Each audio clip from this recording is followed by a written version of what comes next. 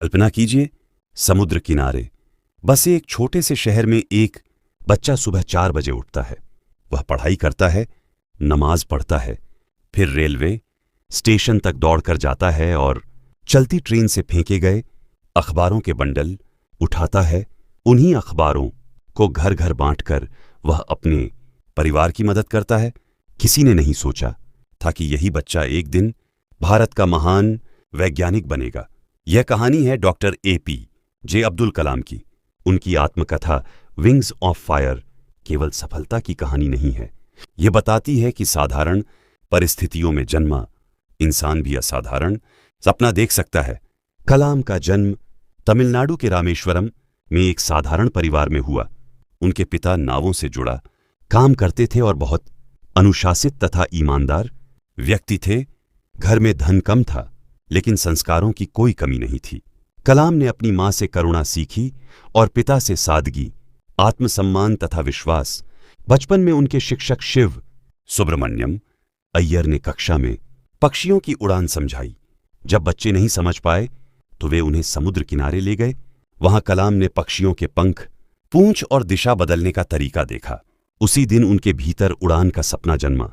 उन्होंने तय किया कि उनका भविष्य आकाश से जुड़ा होगा, लेकिन सपना देखना आसान था, उसे पूरा करना कठिन। उन्हें घर छोड़कर आगे पढ़ने जाना पड़ा। अकेलापन था, पैसों की चिंता थी और असफल होने का डर भी। फिर भी उन्होंने पढ़ाई नहीं छोड़ी। विज्ञान की पढ़ाई करने के बाद उन्होंने मद्रास इंस्टीट्यूट ऑफ टेक्नोलॉजी में एरोनॉटिकल इंजीनियरिंग चुनी। कॉलेज में उन्हें एक कठिन विमान डिजाइन प्रोजेक्ट मिला। समय बहुत कम था और दबाव बहुत बड़ा। उस चुनौती ने उन्हें सिखाया कि दबाव से भागना नहीं चाहिए, बल्कि अपनी पूरी क्षमता जगानी चाहिए। कलाम समझ गए कि प्रतिभा केवल जन्म से नहीं आती। मेहनत, अनुशासन और स्पष्ट लक्ष्य ही प्रतिभा को आकार देते हैं। लेकिन असली परीक्षा अभी बाकी थी। उनकी मंजिल केवल नौकरी पाना नहीं थी। वे ऐसा काम करना चाहते थे जो भारत को अपने पैरों पर खड़ा करे। और यही इच्छा उन्हें उस जगह ले गई जहां उनका सामना जीवन की सबसे बड़ी असफलता से होने वाला था। कलाम ने वैज्ञानिक के रूप में काम शुरू किया, लेकिन शुरुआत में उन्हें महसूस हुआ कि वे अभी अपने असली उद्देश्य तक नहीं पहुंचे हैं। कुछ समय बाद उन्हें भारत के अंतरिक्ष कार्यक्रम से जुड़ने का अवसर मिला। वहां संसाधन सीमित थे, तकनीक कठिन थी और सफलता की कोई गारंटी नहीं थी। फिर भी वैज्ञानिकों की छोटी सी टीम का सपना बहुत बड़ा था। भारत अपना उपग्रह अपने रॉकेट से अंतरिक्ष में भेजेगा। कलाम को भारत के पहले स्वदेशी सैटेलाइट लॉन्च व्हीकल SLV-3 की महत्वपूर्ण जिम्मेदारी मिली। वर्षों की मेहनत, अनगिनत परीक्षण और हजारों लोगों की उम्मीदें इस मिशन से जुड़ी थीं। 10 अगस्त 1969 की सुबह रॉकेट ने उड़ान भरी। पहला चरण ठीक चला, लेकिन दूसरे चरण में समस्या आ गई। कुछ ही पलों में मिशन अपने लक्ष्य से भटक गया और रॉकेट समुद्र में गिर गया। नियंत्रण कक्ष में सन्नाटा छा गया। कलाम को लगा जैसे वर्षों की मेहनत एक क्षण में समाप्त हो गई हो। वे प्रोजेक्ट डायरेक्टर थे, इसलिए असफलता का बोझ उनके कंधों पर था। लेकिन उस दिन उनके वरिष्ठ प्रोफेसर सतीश धवन मीडिया के सामने गए और जिम्मेदारी स्वयं ली। उन्होंने अपनी टीम को दोष नहीं दिया। उन्होंने विश्वास दिलाया कि टीम अपनी कमियों को समझेगी और अगली बार सफल होगी। वैज्ञानिकों ने निराशा को अपने ऊपर हावी नहीं होने दिया। उन्होंने डेटा का अध्ययन किया, गलती खोजी और दोबारा काम शुरू कर दिया। 11 महीने बाद 18 जुलाई 1980 को SLV-3 फिर से लॉन्च हुआ। इस बार रोहिणी उपग्रह सफलतापूर्वक पृथ्वी की कक्षा में पहुंच गया। पूरा नियंत्रण कक्ष तालियों से गूंज उठा। अब सतीश धवन ने क्या किया? असफलता के समय वे आगे खड़े हुए थे, लेकिन सफलता के समय उन्होंने कलाम और उनकी टीम को मीडिया के सामने भेज दिया। कलाम ने नेतृत्व का वह नियम सीखा जो किसी सामान्य किताब से नहीं मिलता। असफलता आए तो नेता जिम्मेदारी लेता है और सफलता आए तो उसका श्रेय अपनी टीम को देता है। यह सफलता केवल एक रॉकेट की सफलता नहीं थी, इसने पूरे भारत को विश्वास दिया कि हम कठिन तकनीक स्वयं बना सकते हैं। लेकिन कलाम वहीं नहीं रुके। अंतरिक्ष कार्यक्रम की सफलता के बाद उन्हें रक्षा अनुसंधान में एक नई जिम्मेदारी मिली। अब लक्ष्य था भारत की सुरक्षा के लिए स्वदेशी मिसाइल तकनीक विकसित करना। उनके सामने फिर वही सवाल था, क्या सीमित संसाधनों वाला भारत दुनिया की उन्नत तकनीक का मुकाबला कर सकता है?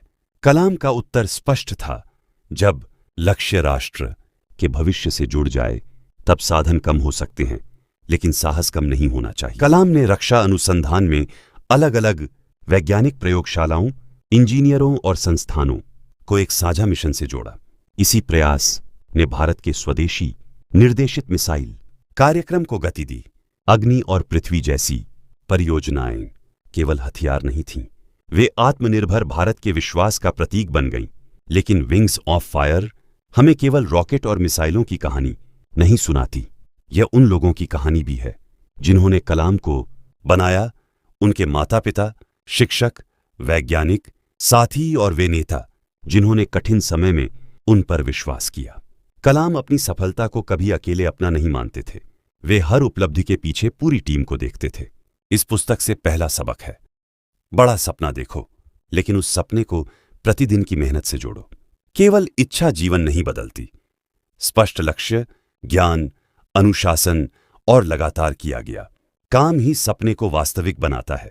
दूसरा सबक, असफलता अंत नहीं, जानकारी है। साल 1969 का असफल रॉकेट यदि वैज्ञानिकों की टीम को तोड़ देता तो 1980 की सफलता कभी नहीं आती। हार ये नहीं बताती कि आप बेकार हैं, हार बताती है कि अगली कोशिश में आपको क्या बदलना है। तीसरा सबक, एक अच्छा शिक्षक आपकी पूरी दिशा बदल सकता है।